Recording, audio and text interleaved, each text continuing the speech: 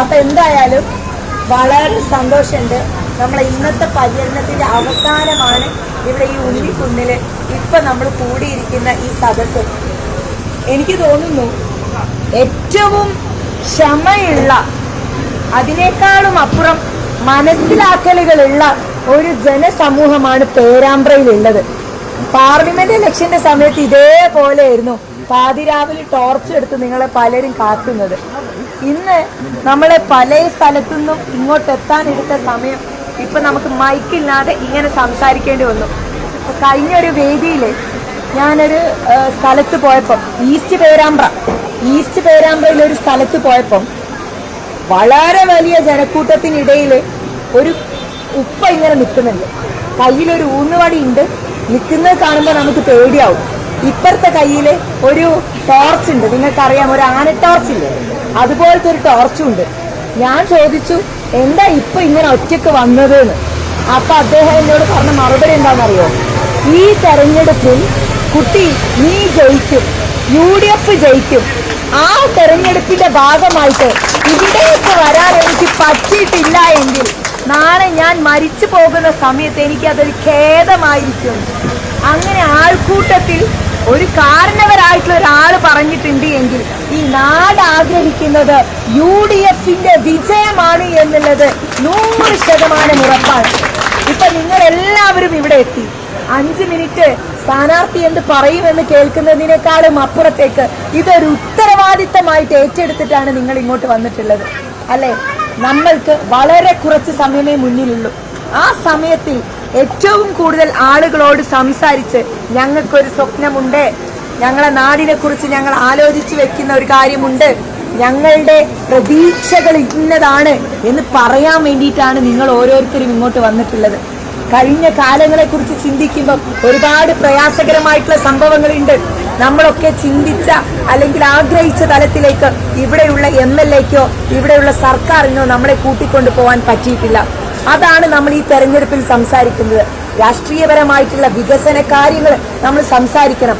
അങ്ങനെ സംസാരിക്കുന്നതിനിടയിലാണ് ഇപ്പം ഇവിടെ വർഗീയ കാർഡുമായിട്ട് CPM വന്നിട്ടുള്ളത്. നമ്മളെ സംബന്ധിച്ചിടത്തോളം നിങ്ങൾ ഇനി രാഷ്ട്രീയം പറച്ചിൽ നിർത്തിയിട്ട് ഞങ്ങൾ പറഞ്ഞിട്ടുള്ള ഈ വർഗീയ കാർഡിന്റെ പിന്നാലെ വരൂ എന്നായിരിക്കും അവരാലോചിക്കുന്നുണ്ടാവുക. ഇനി അങ്ങനെ പോണോ? നിങ്ങൾ പറ, നമ്മൾ അതിന് പിന്നാലെ പോണോ? വേണ്ട.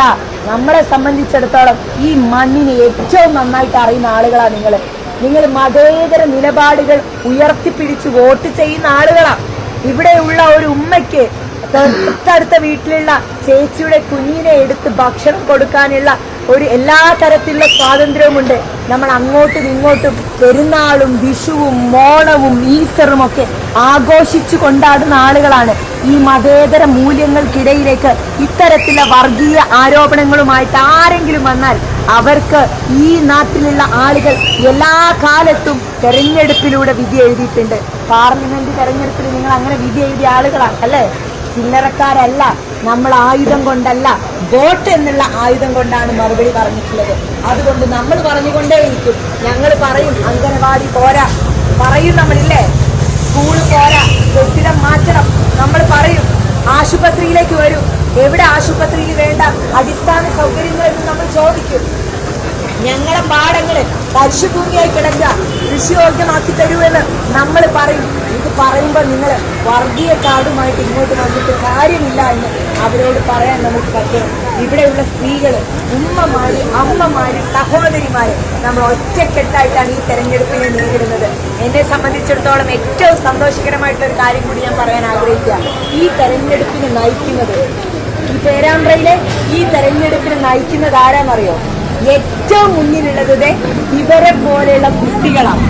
ഇവർക്ക് വോട്ടില്ല, പക്ഷെ ഇവരാണ് ഈ തെരഞ്ഞെടുപ്പിനെ നയിക്കുന്നത് എന്നുള്ളതാണ് പേരാമ്പ്രയിലെ തെരഞ്ഞെടുപ്പിന്റെ പ്രത്യേകത. ഇവരാണ് ഈ നാടിനെ കുറിച്ച് ചിന്തിക്കുന്നത്. പലരും എനിക്ക് കത്തായിട്ട് എഴുതി തരുന്നുണ്ട്, അല്ലാതെ പലരും വിളിച്ച് പറയുന്നുണ്ട്. എന്താണെന്നറിയോ? ഞങ്ങൾക്കൊരു ഗ്രൗണ്ട് കൊണ്ടുതരാൻ പറ്റുമോ? ഈ ചെറിയ മനസ്സുകളിലെ ചിന്തകളാണത്. ഞങ്ങൾക്ക് നല്ല ക്ലാസ് റൂം ഉണ്ടാക്കി തരാൻ പറ്റുമോ?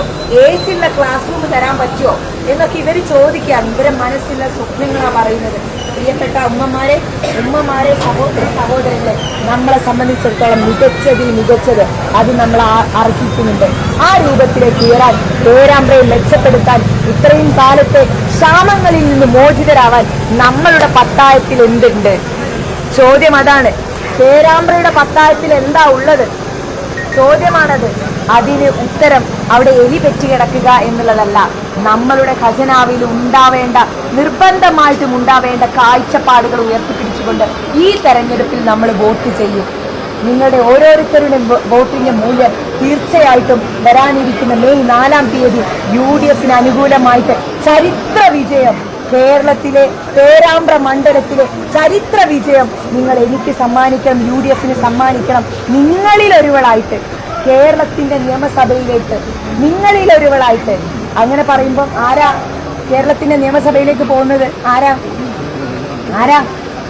ഞാനല്ല, നിങ്ങളല്ല. നമ്മൾ ഒരുമിച്ച് കേരളത്തിന്റെ നിയമസഭയിലേക്ക് പോകും. അവിടെ പേരാമ്പ്ര മണ്ഡലത്തിന് വേണ്ടിയിട്ട് UDF മുഖ്യമന്ത്രിക്ക് പിന്നിൽ കൈ ഉയർത്തുമെന്ന് മാത്രം പറഞ്ഞുകൊണ്ട് നിങ്ങളുടെ ഓരോ ആളുകളുടെയും വോട്ട് UDF ചിഹ്നമായിട്ടുള്ള കോണിൽ നൽകി വമ്പിച്ച ഭൂരിപക്ഷത്തിൽ വിജയിപ്പിക്കണമെന്ന് മാത്രം അപേക്ഷിച്ചുകൊണ്ട് വാക്കുകൾ ചുരുക്കാണ്.